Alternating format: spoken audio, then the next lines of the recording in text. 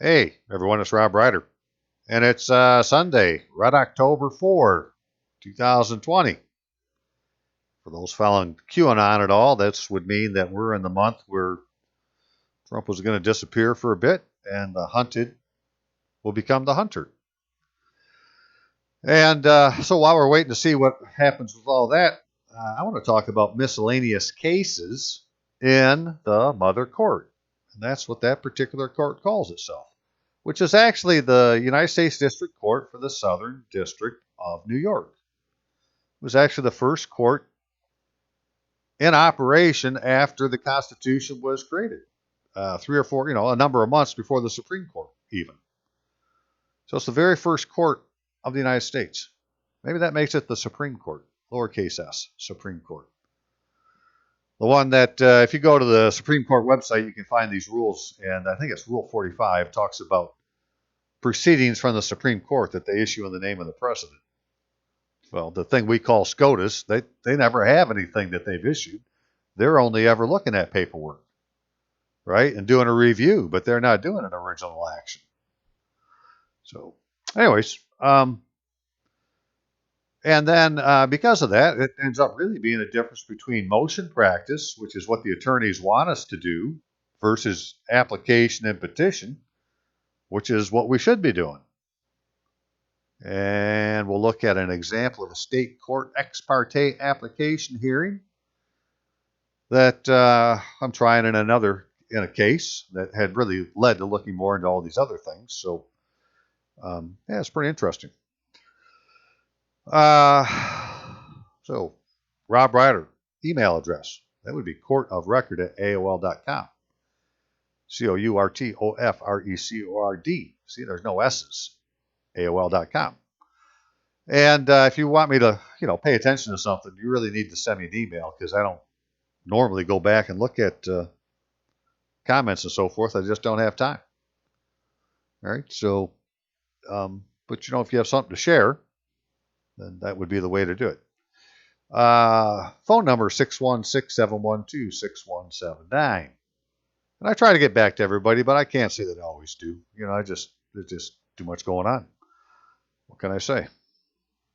But hey, if you can help keep the lights on, I'd have more time to do this than, doing other things. So please donate. And my PayPal account is Rob Ryder, ROBBROYDER @AOL.com. You can send it in the mail to Robert Allen Ratlewski, 10955 14 Mile Road Northeast, Rockford, Michigan 49341. You could say, hey, I only have a credit card. Well, then I could send you an invoice through PayPal, and you could use your credit card. But to do that, you would have to send me an email with how much you would like to donate, and then I would send you the invoice. So, like I said, most of this is going to be about this court stuff, but I wanted to talk about this address a bit, because last week, or not last, it was last video I did, which, God, it's been 3 weeks now. I actually did 2 in the same day. Gretchen has a hearing, and still time to change the road you're on. And this Gretchen has a hearing had to do with me trying to file a criminal complaint against the alleged governor of Michigan because she doesn't have a proper oath of office. Right? If you haven't ever heard me say this before, there's a federal law. It's in the United States Code, so it's the number 4, and then USC, the initials USC, United States Code 101, right? You can Google it, and you can find from the government printing office, or that's the easiest one because you can actually download just the one page that it comes out of in the law, but it's only a paragraph long. And it says in there that this applies to all state officers, and it says that they shall take the following oath, which is I, state your name, do solemnly swear to support the Constitution. Period. Now, it doesn't matter if they need to take another oath because the state constitution says so. That's the state. The federal government wants you to take this oath. And that, being in the United States Code is a derivative from its creation when it was the first law passed by the first Congress after the ratification of the Constitution, where they said that this is the oath that satisfies the 6th article of the Constitution. So there's really nothing to argue about. It's the frickin' first law. It says you got to take this oath. I, Robert Allen Rutluski, do solemnly swear to support the Constitution of the United States. Period. Right? That's the oath. No matter what other oath you need to take that one. So Donald John Trump, he needs to take that oath. And if you listen closely to the oath he took in his inauguration, Esquire Roberts gave it to him incorrectly because he told Donald John Trump to state his name, right? I, Donald John Trump. Well, that isn't in the oath. It's in Article 2. You don't put your name in there. You do put it in the one that's in 1 Stat 23, a.k.a. 4 U.S.C. 101, but for the president, it's 1 Stat 23.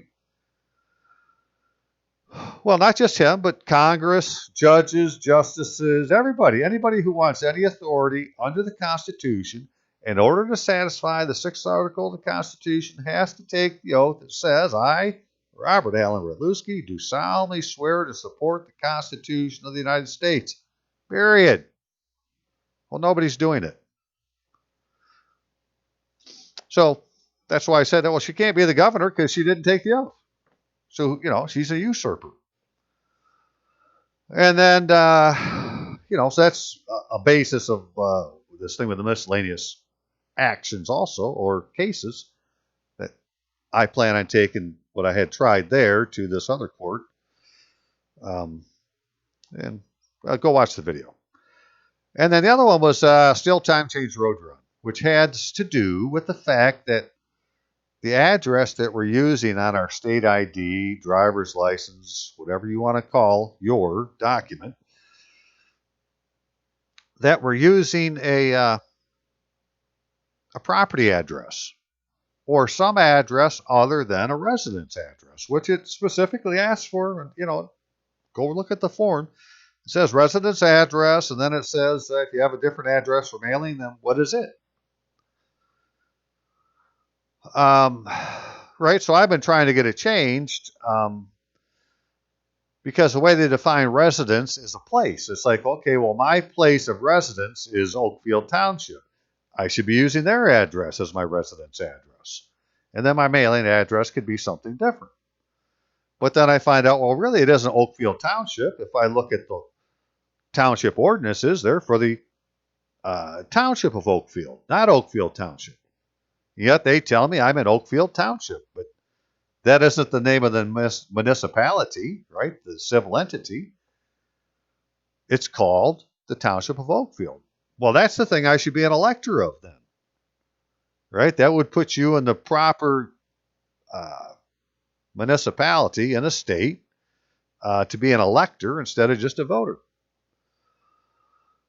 And so that has to do with them having us use the wrong address. Well, so let's cover that first because I got some mail here in the last week that I need to do something with now. So I had, here's the form for an example, right? Michigan change of address, voter registration. Cut the top off.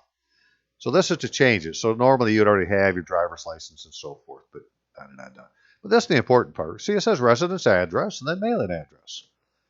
And you look at it, it says street and number. Or RR and postbox, right? It says it's for both of them. Now this one has city, MI, zip, county. This one just has city, MI, zip, right? There is no county. So they are different forms of addresses. So your mailing address, even if it was the same everything else but didn't have this county at the end, you'd have to check and say, well, it's a different, mailing address. Or the mailing address is different than the residence address. My point was, well, I couldn't get anybody to say, I tried to get the Kent County Road Commission and the Township of Oakfield to tell me, well, what's the street address? What's my residence address? A lot of silence, but no answers. But then it said RR and postbox. I said, well, okay, I'll send it to the post office and ask them. Maybe that's what it is. It's a post office box. So I took this form, right? Now this is the back side, and I just put it in the mailbox with postmaster. What is the route and post box number for property address, right? 10955 42 Mile Road Northeast. to use on as my residence address to complete this state form. Thank you, Staff Sergeant Robert Allen Rutluski, United States Army veteran. And hey, to any veteran, whenever you're contacting any of these people, use your rank, right? Don't let them ever call you a mister, because that's a civilian, and you've never been released from the military. We is all still in. Right? I've done a lot of videos on that stuff. So, say, no, I'm not a mister, right? I'm a whatever. Doesn't matter if you're a private, specialist, whatever it is. Just and say I was never released from the military.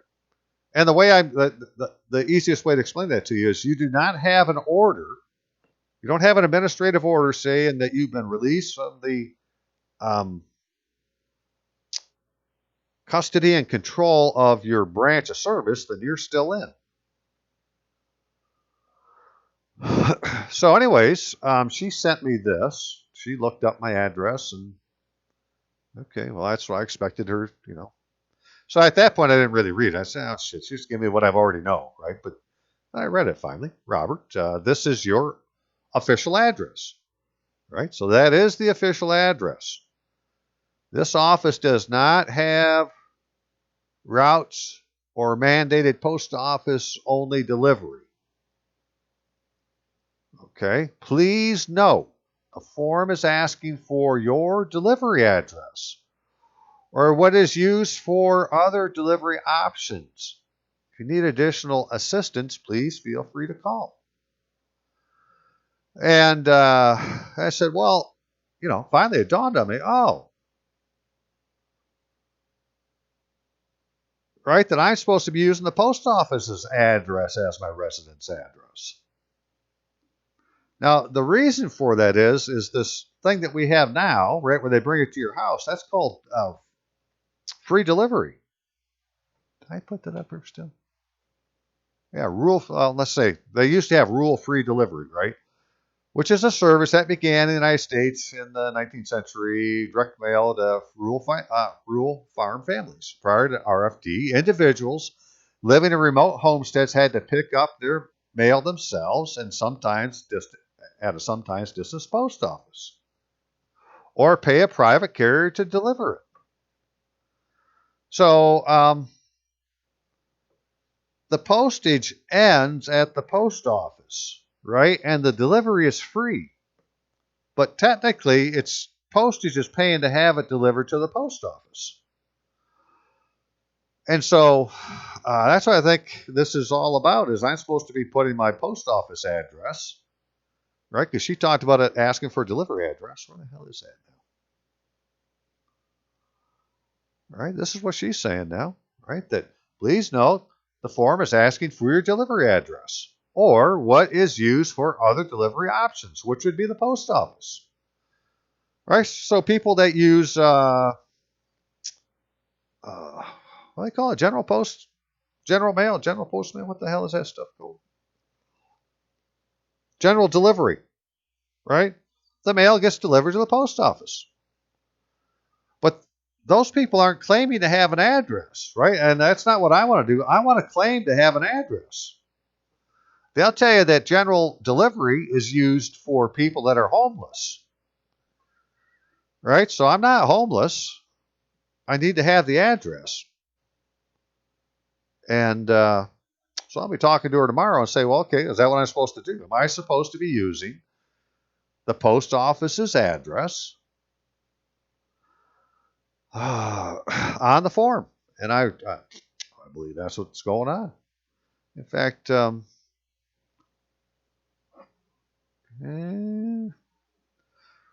got mail, or I got a copy of somebody's mail they got way back in the day, and it was actually, they had written London, the Queen, and got a letter back, and it had gone to the post office.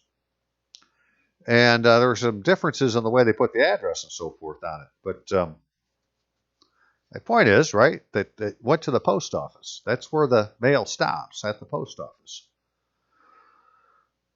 And so this address here, right, would be the residence address. That would be the post office. And then my mailing address, well, that could be, my address. We'll find out. Okay, well, that's what I want to talk about that. It doesn't really have to do with court cases, but We're going to get into that now, so give me just a second. Well, we'll get in the court case in just 1 second. One other thing, this had to do with the other video about, well, the same video, really. Trying to figure out what your address is that, in my case, there's this thing called the Grand Valley Metropolitan Council.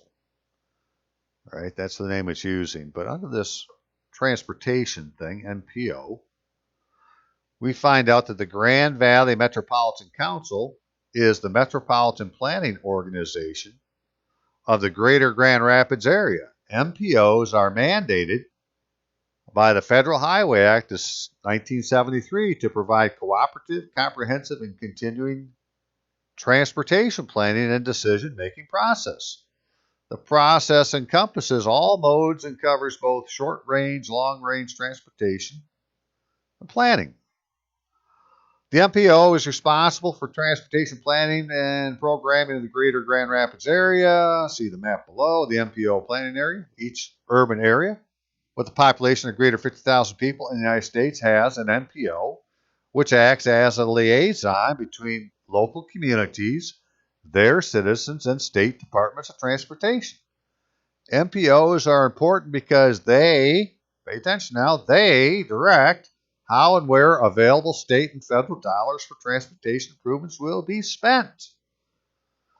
So the reason that's important is all of these transportation entities, like this one here, or in my case, I have a Kent County Road Commission, they have a Title IV civil rights discrimination coordinator. And in the law for, it's 28, let me see, it's 28 CFR 50.3, right? If you were to Google that, it tells all the different powers that these entities have that control the dollars have to the people that get the federal funding. And they can turn their money off until they correct whatever the issue is that is causing the discrimination. So it's, it's an administrative process. There's no court involved. It's all done by the people who control the dollars, which in my case is this Metropolitan Planning Organization. Well, that's the thing that was created by the Act, but mine's a Grand Rapids, Grand Valley Metropolitan Council. So chances are that, I said 50,000 people. Right? Wherever there's a group that big, they're going to have an MPO over it. Okay. And then what did they have? Because I wanted to look. Okay, so in this is the Grand Valley Metropolitan Council has articles of incorporation. They have bylaws. And they're basically like a city. Right? The name of the council. And where is it at? This council shall be a body corporate with power to sue and be sued in court in this state, and is an agency and instrumentality of the state. Well, that's like being a city. Right? Because, that's... A city has a charter from the state. Right? And because it has that charter, it gets to be self-governing within its borders. And I think that's the same thing with this, right? That this has got its own powers within its borders, and you go to them to acting as the state. And so that was the other thing I was going to try to get the address figured out. I say, well, I'm just going to have their money turned off until somebody tells me what my address is, right? To tell them to shut off Kent County's money until Kent County gives me my address. Because I don't need to know what my residence address is, right? The state needs to know what my residence address is. So somebody needs to tell me if I'm living in this house, what's my residence address? Blah, blah, blah. It goes on and on. Okay, now we can go to the court case stuff. Hang on here. Okay, let's start with the state case first. That really is what led to going and finding out about this mother court, the Southern District of New York Court. But anyways, I had been gotten a hold of since back in June, I guess, for a traffic case, and it was all, by the way, I have this other case at the same time. And So this is a summons and complaint we're going to look at for a civil case. Doesn't really matter what your civil case is, right? If you're going to go to court, you should be getting a summons and a complaint. Excuse me. And it's a matter of looking to see what the documents have on them and, where to go from there. So this was filed, way back in August last year, and it's just, this summer I'm seeing it for the first time. But it was filed with the Superior Court of California, County of San Diego. Right? That's the court it's filed into. But when you come down here to find out name and address of the court is San Diego Superior Court. Right? Which isn't the same name as they used up here. It was Superior Court of California. Not the San Diego Superior Court. Right? So the names of the courts are different. Well, then you go down and you look at the complaint, and now a Superior Court of California, San Diego County.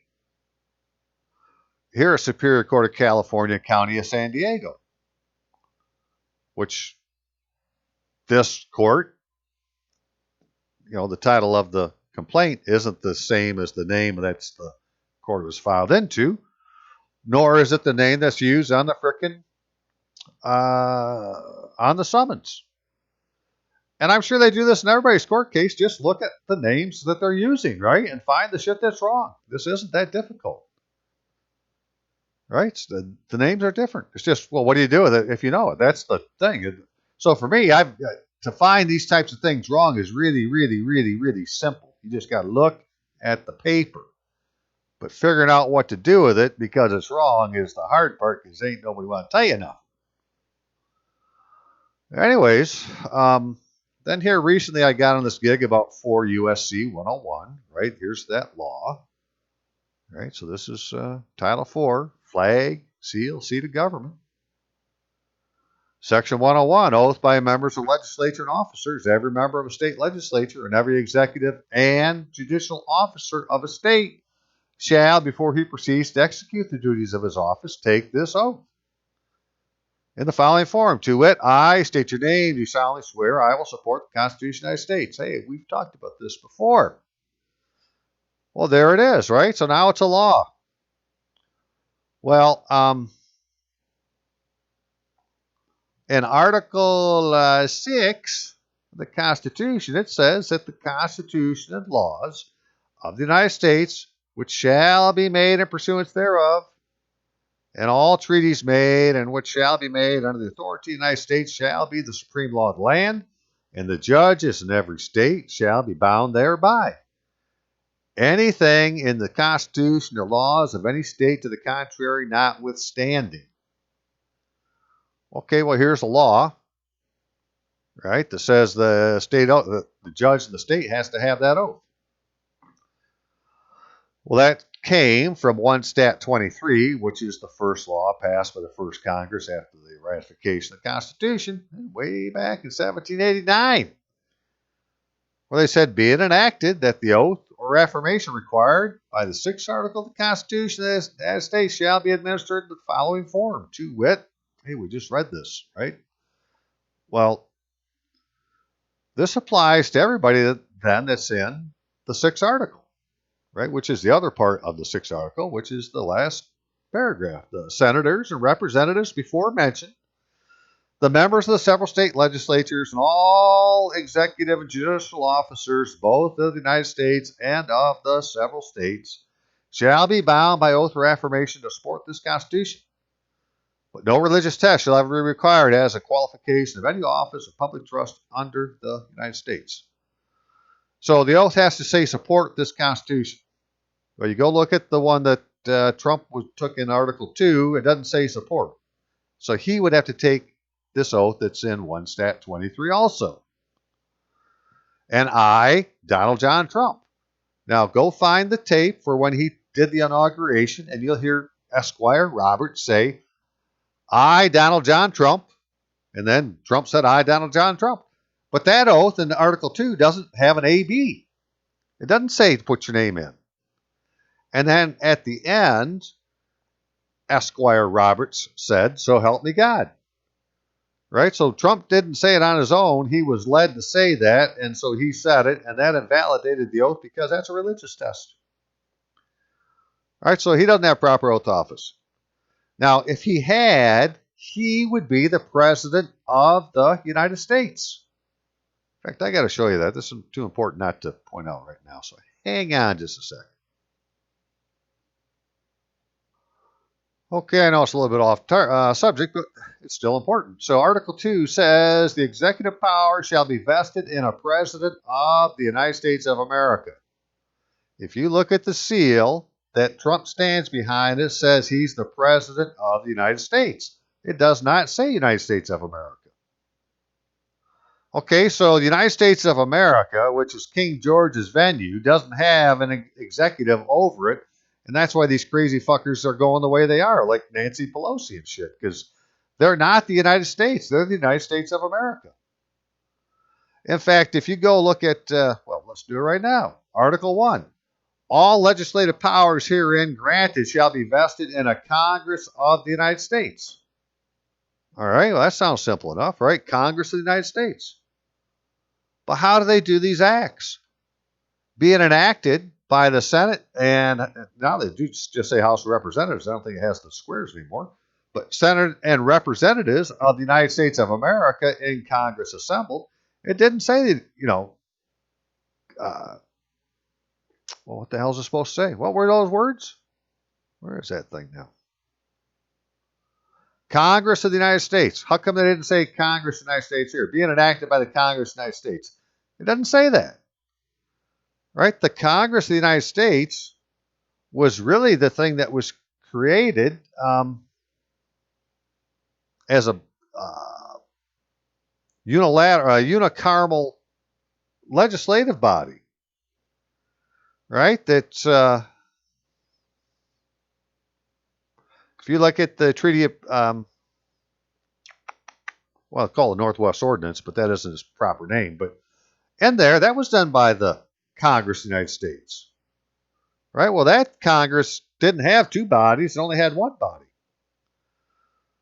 So I'm saying that this here, right, House, Senate, and Representatives of the United States of America in Congress assembled isn't what they're talking about here in the first article. Right? The Congress of the United States are two different things.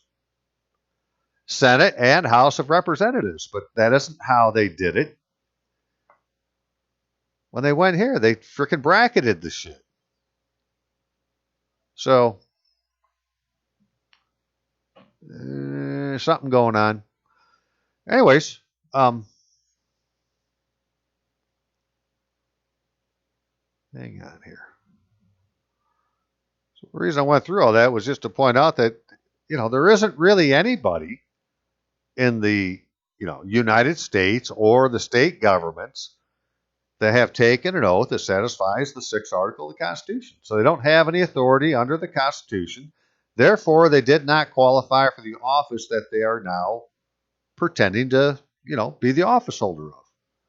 Now, they can get away with it until you call them on it. That's the way I look at it, right? They may be de facto, but if I call them on it because they're not doing it right and they haven't followed the Constitution, then they should be arrested. You're no longer de facto anything. You just, now you're a war criminal because you're warring with the Constitution.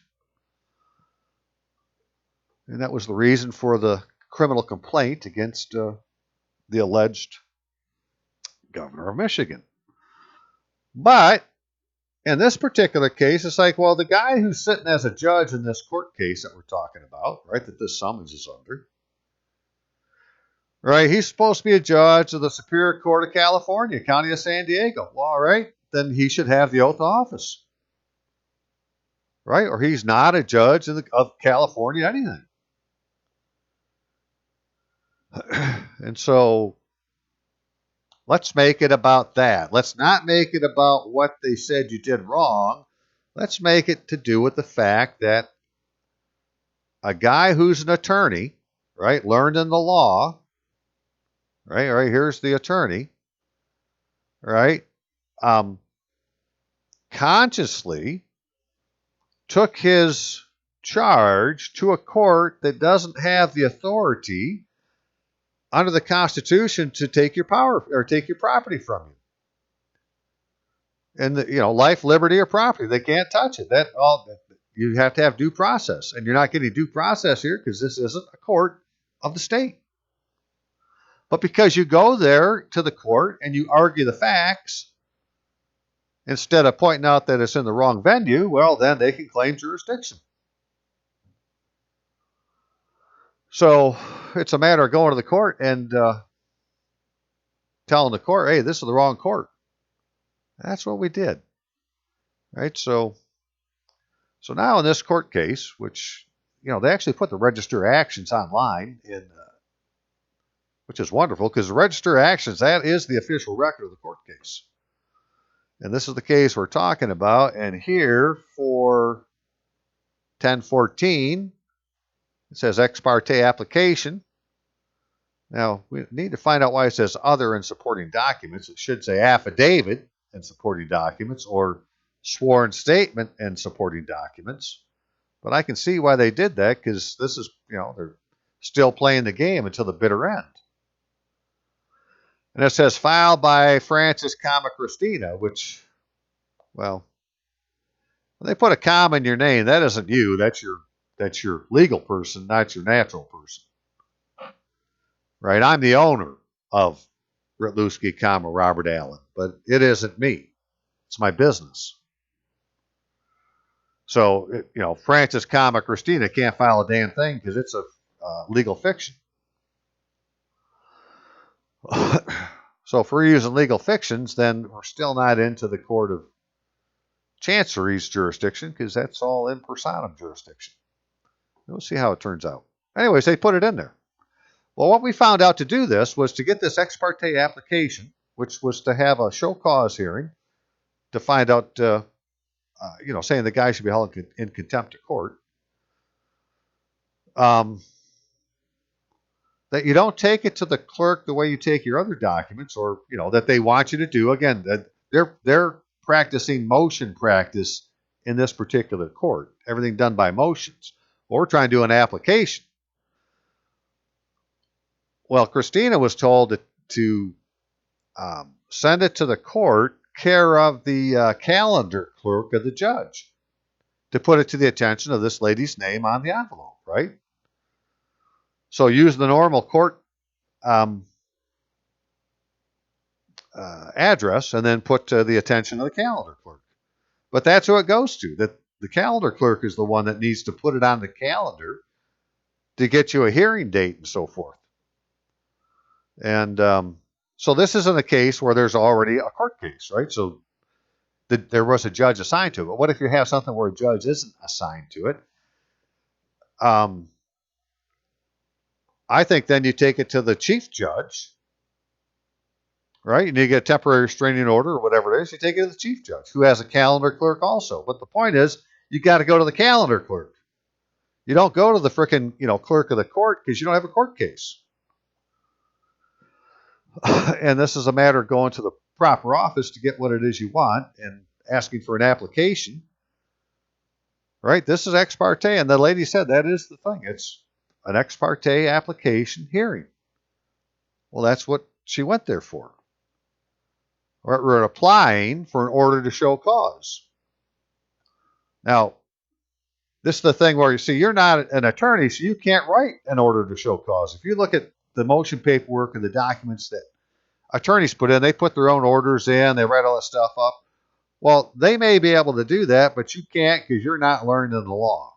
You got to have the judge do it for you, or a judicial officer. So when I was trying to figure out how to put it in, I came across this paperwork from New York, the courts in New York, and it talked about asking for motions and orders to show cause.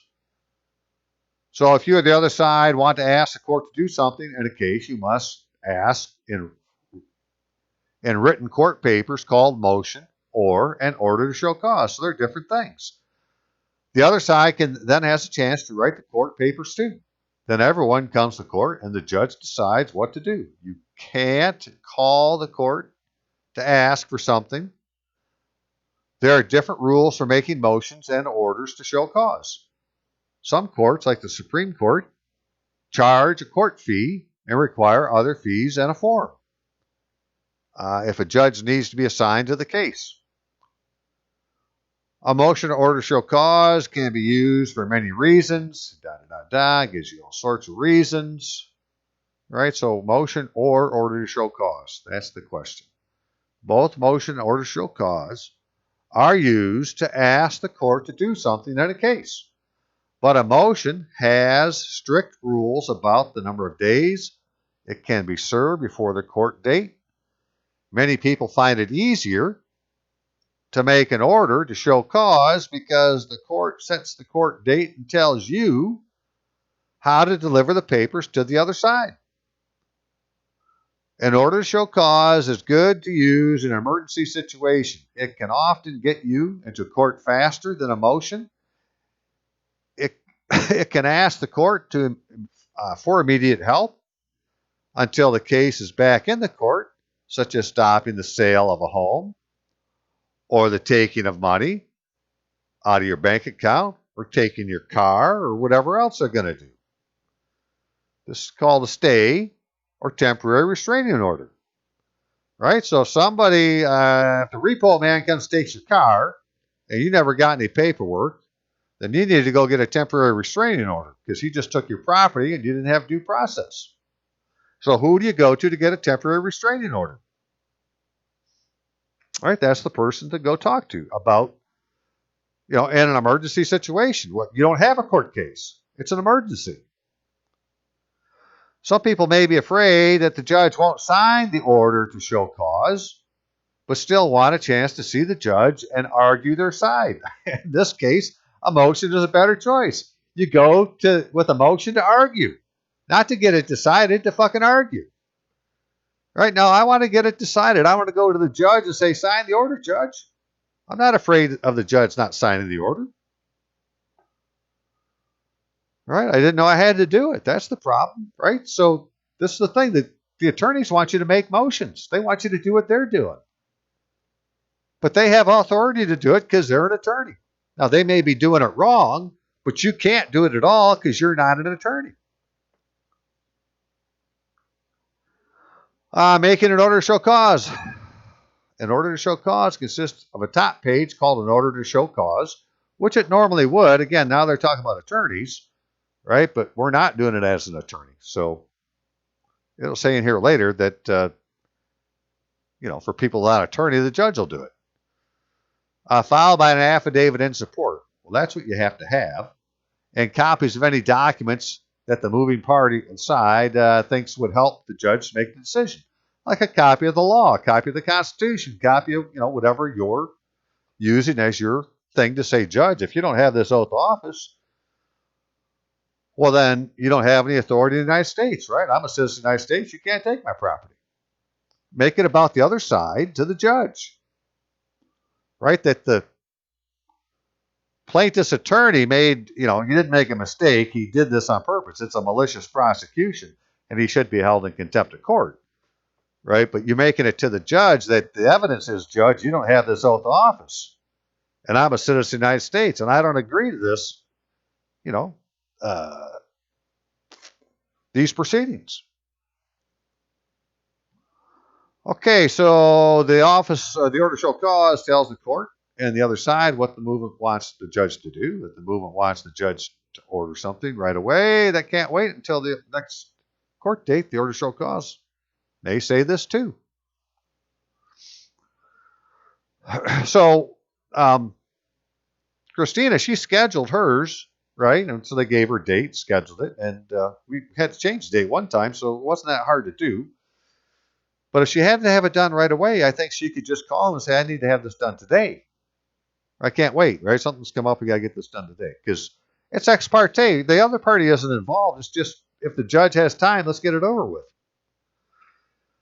The order to show cause is given to the court for the judge to review and sign. Well, forget that part, because he's going to do that. It really has to come down with your affidavit in support.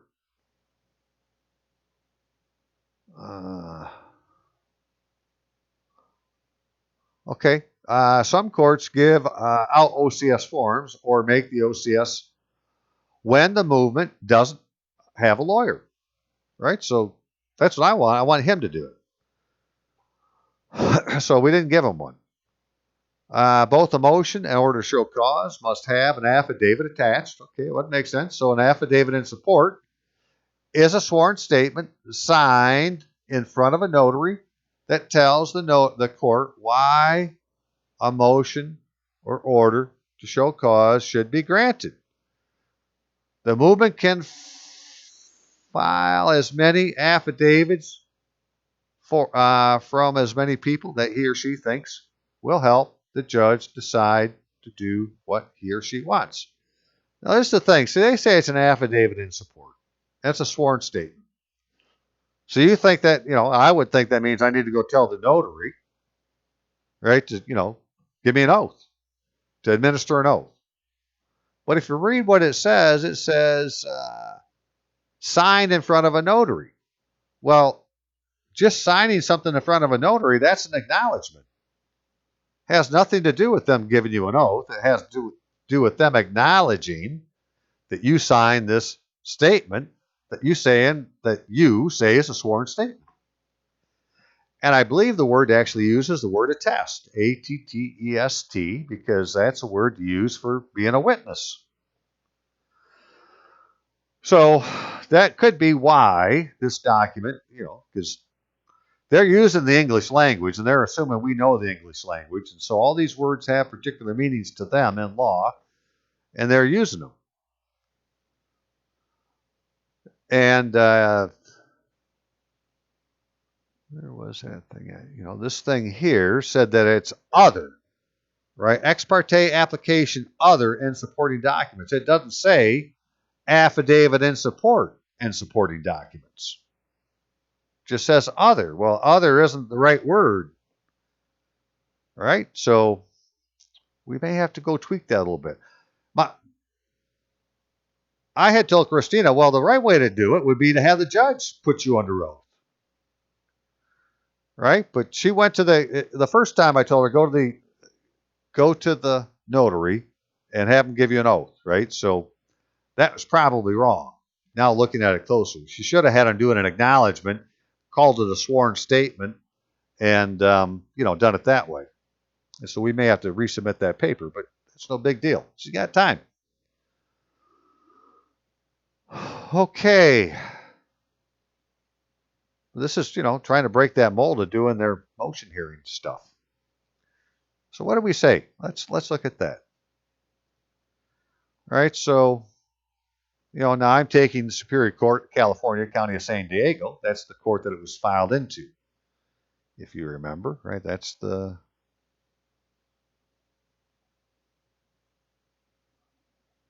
All right, Superior Court of California, County of San Diego. That's who has it, right? That isn't who the complaint was supposed to be going to. And it isn't who the court that's on the summons, but it's the one it's filed into. All right, so I, Christina Francis, owner of the defendant, Francis Christina, because that's kind of how it is. If Francis, Christina is your business, then you're its owner. Right? And the reason I'm trying to do this is because, we're going into Chancery jurisdiction, and Chancery is all in personam. It's not legal fictions. Everything in a court of law, under common law, is done by fiction. But in a court of equity, it's all done under in personam jurisdiction. So I, Christina Francis, owner of the defendant, Francis Christina, apply for an order to show cause why attorney for plaintiff should not be held in contempt of court for malicious prosecution. Case dismissed and order to pay sanctions and damages for the same. Now that's the thing that a court of law can give you. It can give you damages. It can't give you back property, but it can pay you damages. And, that's the thing that's on people's general liability insurance policy is damages, right? If you get damaged under a general liability insurance policy, that's how what you're paid for is a damage. Not for the value of the property, but because the tort was committed. Right? And that's called a damage.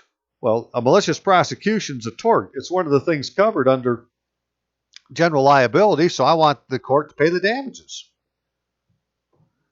Because the attorney is part of their clique, right? So, I think that the judge could tap the attorney's insurance policy. So in support of this application, I, the undersigned, declare I am a citizen of the United States, residing in the United States, and entitled to equal protection under the law and Constitution of the United States, and I am sole owner of the defendant. State Bar of California member, David Aaron Kaysen, right, a.k.a. David A. Kaysen, simulated a legal process when he filed into the Superior Court of California, County of San Diego, right, that's the court we're talking to, a summons for the San Diego Superior Court with a complaint captioned Superior Court of California, San Diego County, North County Division, on behalf of a plaintiff without legal standing in California, as plaintiff does not appear to be licensed to do business in California. Combination of these errors and omissions results in a deprivation of my rights under color of law. That was the other thing. Let's just real quick. Because they make it obvious. Who's the plaintiff? Whatever this is, Town Center LLC, a Delaware limited liability company. Well, this company was created and registered in Delaware. For it to do business in California, it would have had to have been registered with the Secretary of State or whatever your business licensing entity is. And have in Michigan, they call it a certificate of authority to do business in the state. So you can go online and look to business lookup and see if the entity you're dealing with has been licensed by the state. If it says no, then they don't have any standing. And that's what I'm saying. No, it hasn't been registered. It doesn't have any standing. Now, if they can bring in the paperwork and say, well, yeah, it's right here, well, then I guess I was wrong, right? But I'm going to say you don't have any standing. Because I went and looked online and I don't see that company listed on there. So, good enough. Right? The combination of these errors and omissions resulted in deprivation of my rights under color of state law. Attorney attorney for the plaintiff, has intentionally clouded jurisdictions using 3 different court names and filing in one court a summons to a different court for an action happening in yet a third court. And in effect, legally summoning no one to answer for anything before any court with any authority to deprive my person of life, liberty, or property. The judicial officials of the Superior Court of California, County of San Diego, again, that's the one it was filed into, have no constitutional authority to adjudicate any matter that would deprive my person of life, liberty, or property unless they have complied with the federal law and executed the oath of office required by the United States Code for USC 101. Oath by members of legislatures and officers. That would be your Exhibit A. I have not found any proof of compliance with this federal law. All right, that's a true statement. I didn't find anything. If you got it, show it to me. The style of oath in 4 USC 101 is the only style that satisfies the 6th article of the Constitution of the United States and is mandated as law in the United States statutes at large as an act to regulate the time and manner of administering certain oaths. 1 Stat 23. That's actually the name, is an act to regulate the time and manner of administering certain oaths. That's the law that's being violated. Article 6 of the Constitution of the United States, Exhibit C, also mandates that this Constitution, laws of the United States, which shall be made in pursuance thereof, and all treaties made, or which shall be made under the authority of the United States, shall be the supreme law of the land, and the judges in every state shall be bound thereby. Anything in the Constitution or laws of any state to the contrary, notwithstanding. Okay, well, the law says the judge has to have that oath of office then. So I'm a victim of an unconstitutional simulated legal process under color of law being prosecuted by a person licensed as learned in the law for a plaintiff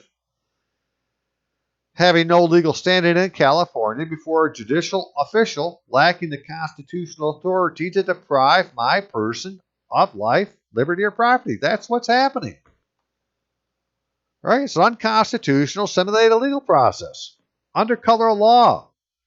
It's being prosecuted by a person who's learned the law. He is an attorney, but he's doing it for a plaintiff that doesn't have any legal standing before a judicial officer who doesn't have the proper oath. Check, check, check. As I do not waive any of my constitutional protections, the continuation of this malicious prosecution would be warring with the Constitution by the officers and employees of the Superior Court of California, County of San Diego, as well as a discrimination under Article 4 of the Civil Rights Act of 1964, and could result in the discontinuation of all federal funding and arrest. I believe that notice the attorney for the plaintiff of the above action is not required because the tort leading to the contempt of court has already occurred. The attorney for the plaintiff misbehavior puts the judge and other members of this court at grave danger of warring with the Constitution of the United States, and the attorney for the plaintiff's abuse of process and proceedings has caused my deprivation of rights under color of law. My person and property have been damaged by errors and omissions by the attorney for the plaintiffs, color of law, malicious prosecution, from which I am asking compensation in the form of the court's order to show cause, sanctions, liability insurance damage settlement for the occurrence of an intentional tort by the attorney for the plaintiff, the discharge of these proceedings by the court, and other relief that the court deems equitable. I declare under penalty of perjury that the laws of the state of California, the foregoing is true and correct. So, there you are. Now, this is the thing that she should have taken instead of having the notary give her an oath of, an oath. Probably should have been to have her give her acknowledgement, acknowledging that Christina is the one that signed this. And then instead of saying I declare, say I attest under penalty of perjury. ATTEST. So there you are, right? Well, all we're really saying is, look, Judge, a guy learned in the law, licensed by the state, is bringing a case for a plaintiff that doesn't have any jurisdiction or doesn't have any standing in the state of California to a tribunal that doesn't have any authority, unless I waive my rights, to adjudicate the matter. And we'll leave it for the judge to find out, to decide what he's going to do. But again, this was all done, not going to the clerk, right, to the clerk's window for the clerk of the court. This was having this paperwork sent directly to the calendar clerk. And so now it shows up in the Register of Actions, but I don't know if that's the same as a docket or not. I guess I haven't seen the docket for California. But, the Register of Actions, that's supposed to be the official log of what's happening in the court case. Okay, hang on a second. Okay, so, in this case, this was already a court case going on. Christina's the defendant, trying to stop an action that's going on that somebody else brought to court already. But what if you don't have a court case?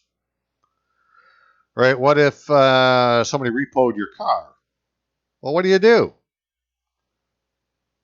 Right? Well, there must be some way to do this then other than having a court case open.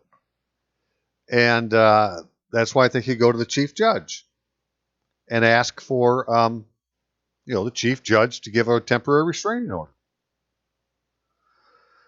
And, in that case, it's pretty simple. It's like, look, this towing company came and took my car. They didn't give me any paperwork.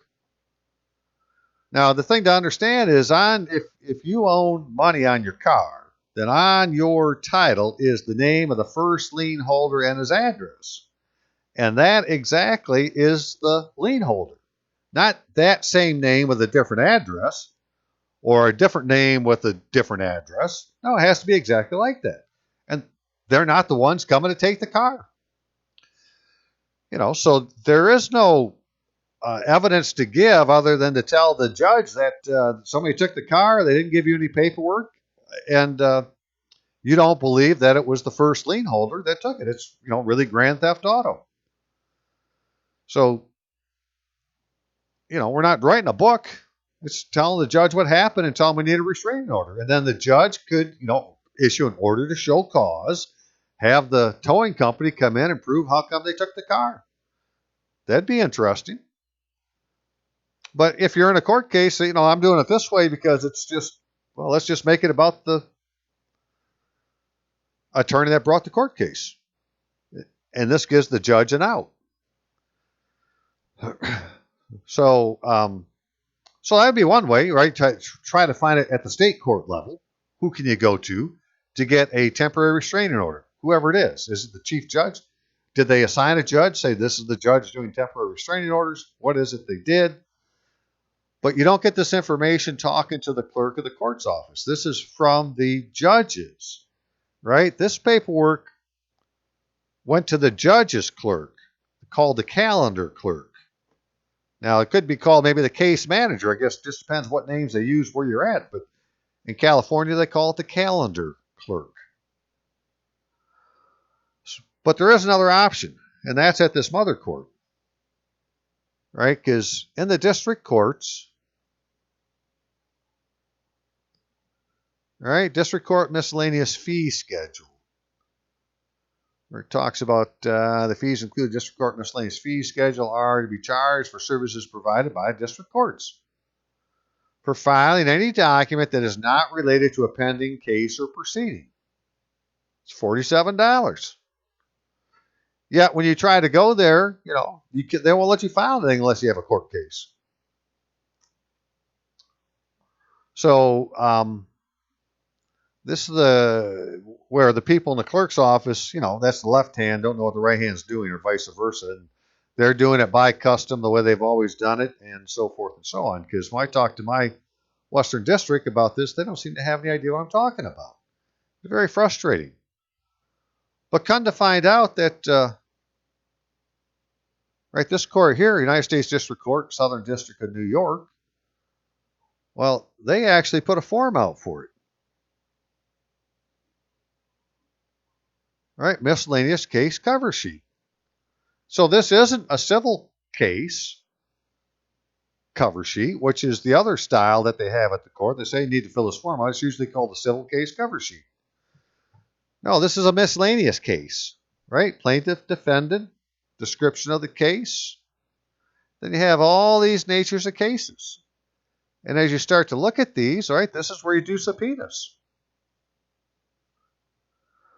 For habeas corpus, you do warrants, you do applications, warrants, orders, applications, contempt of court,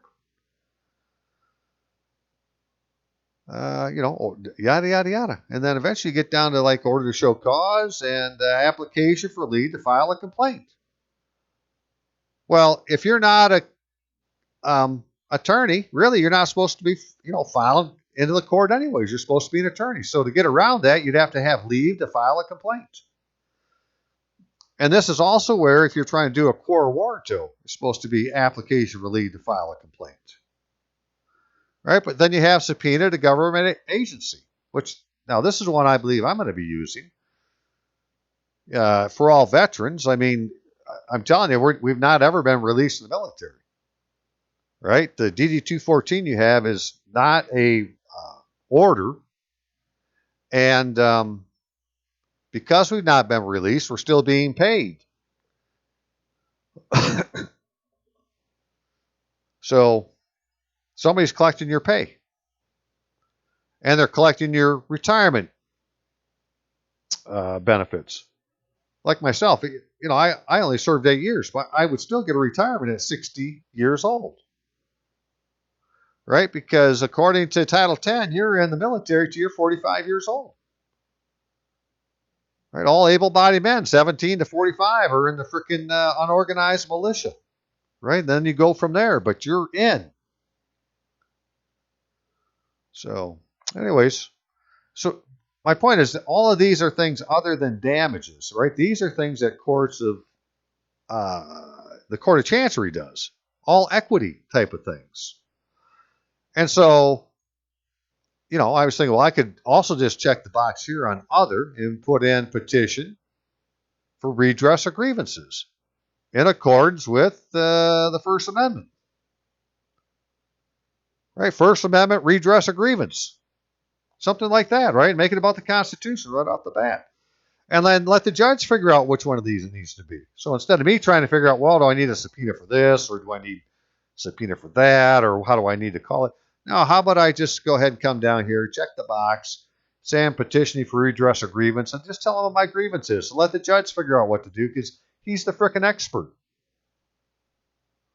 Right? Well, they don't have this form in Western Michigan. I haven't seen where they have this form anywhere else but this particular state. In this particular Southern District in New York. And this is the court where the subpoena came from to get Trump's tax records. So somebody put in a miscellaneous case, request. And this is what you get for $47. So, you can try to pick out which one it is. Or, like I said, I've just soon fail safe instead of me trying to word it the way they want it to fill these different spots. Just go ahead and put it on under other as redress of grievances, tell them what the story is. Your signed sworn statement. And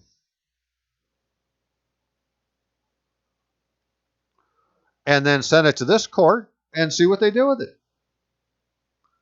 Right? Because, technically this is going to the United States District Court, which is just one big court for the district is the United States. And this is the difference between, this is why I'm looking at it now, is, they call this the United States District Court, Southern District of New York, right? But when you go and you start seeing paperwork come out of these courts, it would say United States District Court for the Southern District of New York. Well, that's a different court. And so, one of them is not the United States District Court. One's, it'll say U.S. District Court, right? It's a derivative of the United States District Court. So I want the court, whatever one it is, that has Chancery jurisdiction. And so if I can fill this form out and they take it, well, then that's the court for it to go to. So that's what I'm working on right now. I'm going to try this one time just to see what happens. Instead of trying to dick around and get figured out with Western Michigan, I'll just go ahead and send it here and do it as a M94 petition for redress of grievances in accordance with the First Amendment and see what happens. And so they actually have this all written out. And that's where we're going to go now. I'm going to show you how they do it in the Southern District because, they have procedures to follow and everything else that I can't find anywhere else. So I'm just going to go to the place that already has them. Hang on a second. Okay, so United States District Court, Southern District of New York, right? There's no United States District Court for the Southern District of New York. United States District Court, Southern District of New York. Electronic new miscellaneous case opening manual. Well, that's perfect. To show you, it's not the only one. Here's United States District Court, Northern District of Texas, right? Electronic case filing, opening a miscellaneous case. So here's another style, but we're going to use this one. So I can't find one like this for, the Western District of Michigan. Now, it doesn't mean the next time I Google it, there won't be one on. There just wasn't one yet. And it's like, well, I want to get something done. So step-by-step instructions for attorneys on how to electronically open and file a new miscellaneous case. Well, there we go again, being called an attorney. Let's go see what they have to say. Who may file? Actually, we're not going to look at all these things, but this is what I really want to show, the checklist, right? Before opening a new miscellaneous case, read, become familiar with the instructions, and then you got to have this stuff, right? Prepare the following documents to file and convert to a PDF. You need to have an initiating document, which is a petition or a motion or application or whatever. And then the miscellaneous case cover sheet, which is the thing I just looked at with you. Some corporate disclosure, pro have vice motion, if applicable, related case statement found at. So those are the things you have to have. Right? But you can see that the first thing it says is the initiating and then the miscellaneous case. So open the case by providing sufficient information. File your case initiating document. If you complete step 1, do not complete step 2, your case will be administratively closed. So it's not just enough to say you're going to do it, you got to file the document. Certain supporting documents, such as your miscellaneous case cover sheet, that's a supporting document.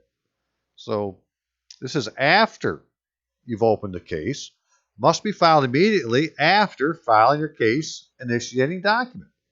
So, they want to see the frickin' affidavit first. Petition or whatever you want to call it. At the end of the day, they're all affidavits. It's your sworn statement.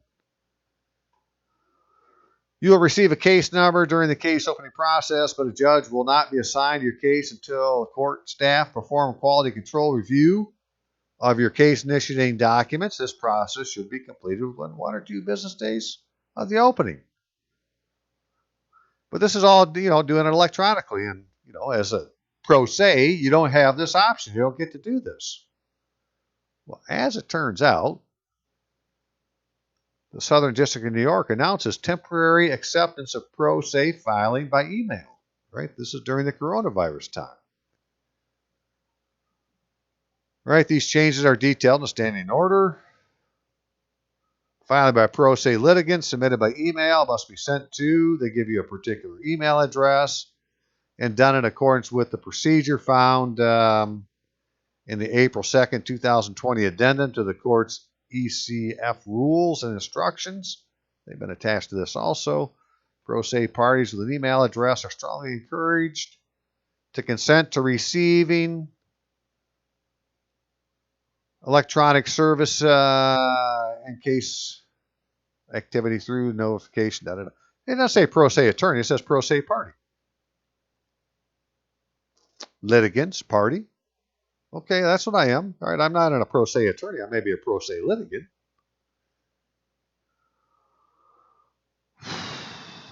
Pro se do not have electronic filing privileges or unable to send documents via email may continue to submit by regular mail. So, right, you could always do it by regular mail. They even tell you where to send it to and so forth and so on. Procedure for emailing pro se, right? Documents sent electronically, no bigger than 10 megabytes. Give you an email address to send it to. Documents that to be filed must be attached to the email. Documents must be signed by the filing party, either signing by hand, signing electronically, or putting the S filer's name. Email and attached documents must contain the filer's name, address, telephone number. For new cases, the subject line, email must read pro se filing new case. All right, so they tell you exactly what to do.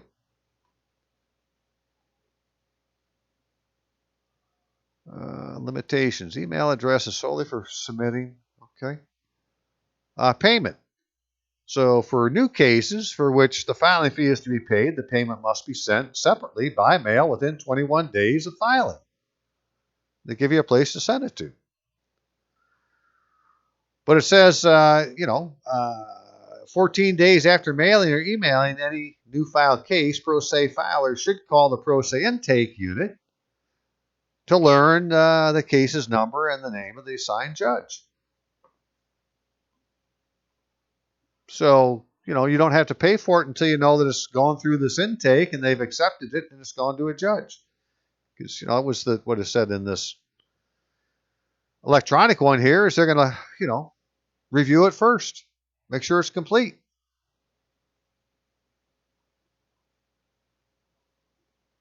Right? You will receive a case number during the case opening process, but a judge will not be assigned to your case until the court staff perform a quality control review of your case initiating documents. This process should be completed within 1 or 2 business days of case opening. So send it there and see what they do.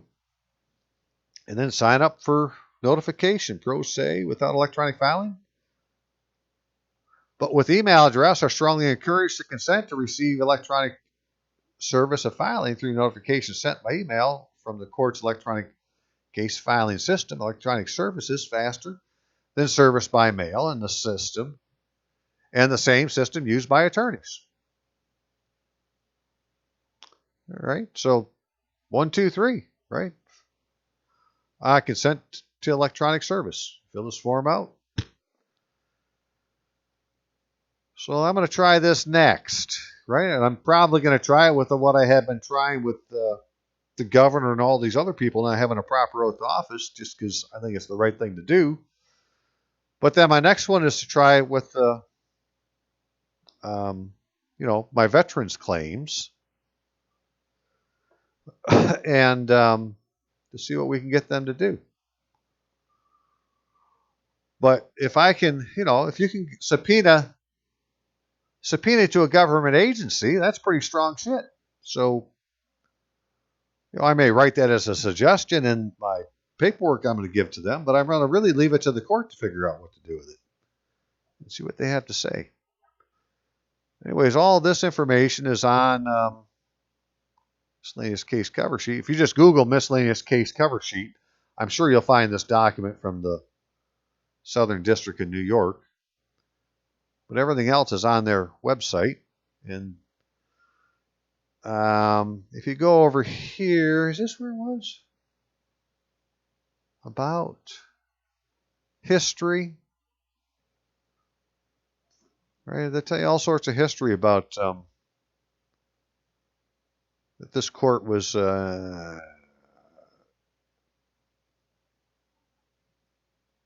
right. We celebrate our 225th anniversary.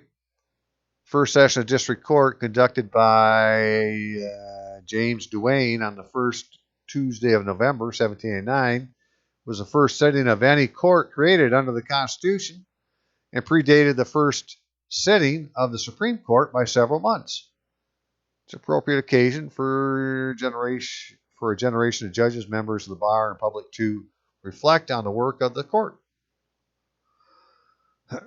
And they have all these different little manuals and stuff about there. And anyways, in here, it talks about this being the mother court. I don't really want to go find it. I'm pretty much tired of talking. But there is something I want to point out in this first book. So give me just a second. Yeah, just real quick and we'll end. In this first one here, Judge Ho, United States District Court for the Southern District of New York, 1934, it said, opposition of this kind might inflame anti-national prejudice, but there is no evidence of professional opposition to some federal system of courts. It was perhaps well for the harmony of the Constitutional Convention on this point that Thomas Jefferson was abroad, for 10 years later, it having come to his ears that the courts of the United States were following the common law precedents. He wrote to Edmund Randolph, of all the doctrines preached by the federal government, the novel one of the common law being a force and cognizable as an existing law in their courts is to me the most formidable. For he held the strange opinion that the national courts would engross all business because so much of common life was founded on the common law. So, right, the federal courts, he's saying the federal courts eventually take over all the law business. And, well, the courts we're going to, they're not state courts. These people don't have an oath of office. Right? So, I don't know whose courts they are. Well, I'd say this: traffic court, that's a federal court because traffic is commerce, and commerce is controlled by the Congress, right? So we'll find out, right? It's all based on the common law. So if you can't take something to your, chief judge in your county and get them to do something with it, and you can't find in your district court how to do it, right? It's like, well, I'm gonna try to take it to the um, district court of New York. So, okay, I think I'm about done. I covered all the little bits and pieces I want to. It's kind of scattered all over the place, but that's how it is after a couple, 3 weeks. Is a little bit here, a little bit there. But it really comes down to this. Well, what's a motion and what's an order to show cause? They're not the same thing. And an order to show cause comes from applying for one. And so whether we call it order to show cause or petition for redress of grievances or whatever it is, it's something that's happening in the court of Chancery or in the Chancery side of the court. Right? It's not in the law side, which can only give you damages. It's in the Chancery side, which can give you all these other remedial, kinds of remedies.